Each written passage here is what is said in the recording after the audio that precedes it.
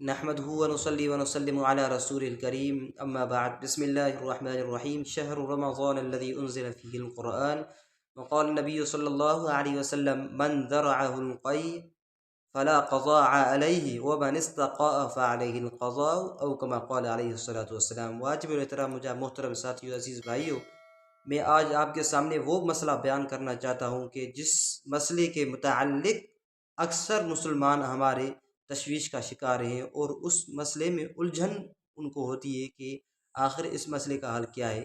تو میں وہ مسئلہ آپ کے سامنے ایک احادیث کی روشنی میں اور اسلام کی روشنی میں بتانا چاہتا ہوں کہ وہ اس کی حقیقت کیا ہے۔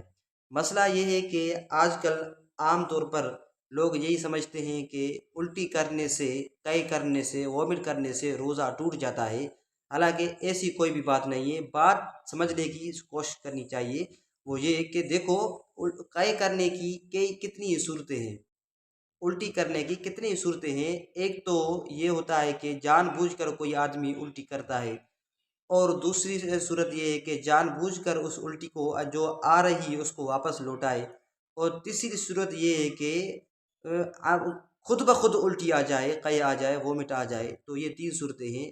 اس بات کو سمجھنا چاہیے کہ اگر خود بخود الٹی آ جاتی ہے، قے آ جاتی ہے، وومٹ آ جاتی ہے، چاہے رک رک کر آئے، چاہے آہستہ آئے، چاہے منہ بھر کے آئے، تو ان تینوں صورتوں کے اندر اس کا روزہ، مومن کا روزہ نہیں ٹوٹے گا۔ ہاں، اگر یہ منہ بھر کر الٹی آنے والی یا رک رک کر الٹی آنے والی، اگر اس کو تھوڑی سی بھی اس کو اگر واپس کر لیتا ہے اپنے منہ میں، تو اس صورت میں وہ کیا ہو جائے گی؟ اس کا روزہ ٹوٹ جائے گا۔ ہاں، یہ اس صورت میں روزہ ٹوٹ جائے گا۔ اور یہ دوسری صورت ہے ومن استقاء، جو حضور علیہ السلام نے فرمایا ومن استقاء فعلیہ القضاء۔ اور اگر جان بوجھ کر الٹی کرتا ہے، قے کرتا ہے، مثال کے طور پر سحری کے وقت کھانا کھایا، ہضم نہیں ہوا، تو ہضم نہ ہونے کی صورت میں گڑبڑ ہو جاتی ہے پیٹ میں، تو اس صورت میں وہ آدمی چاہتا ہے، وہ مومن چاہتا ہے کہ میں جو ہے جان بوجھ کر ہاتھ ڈال کر وہ کیا کرتا ہے؟ قے کرتا ہے۔ تو اگر جان بوجھ کر ہاتھ ڈال کر وہ اپنے قے کی ہے اس نے، تو اسی صورت میں اس کا روزہ ٹوٹ جائے گا۔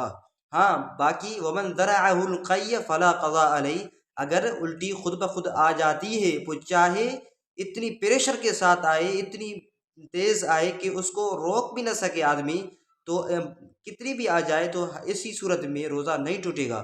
وضو تو ٹوٹ جاتا ہے منہ بھر کے الٹی اور قے آنے میں، لیکن روزہ اس حالت میں نہیں ٹوٹے گا۔ اس مسئلے کو آپ اچھی طرح سمجھنا چاہیے۔ اور دوسرا مسئلہ یہ ہے کہ روزوں کے مسائل کے متعلق دوسرا مسئلہ وہ یہ کہ آدمی ہم سے سوال کرتے ہیں کہ روزے کی حالت میں اگر تھوک آ جائے، تو بار بار تھوک ہوتی ہے کہ کچھ لوگوں کو، کچھ ہمارے بھائیوں کو ہوتی ہے، تو اس کا کیا حل ہے؟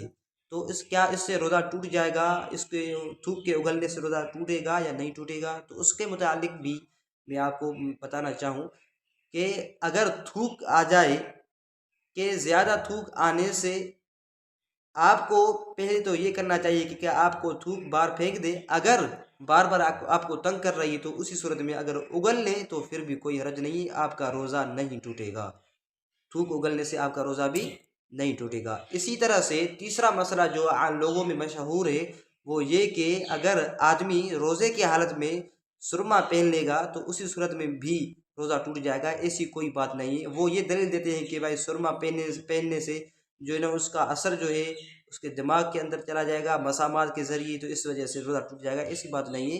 اگر حضور پاک صلی اللہ علیہ وسلم کی سنت کے مد نظر رکھتے ہوئے جمعے کے دن اگر دن کو سرما پہنتا ہے، تو اسی صورت میں کوئی بھی حرج نہیں ہے۔ وہ اگر کرے تو اس میں کوئی بھی گناہ نہیں ہے، اس کا روزہ بھی نہیں ٹوٹے گا۔ وما علینا الا البلاغ۔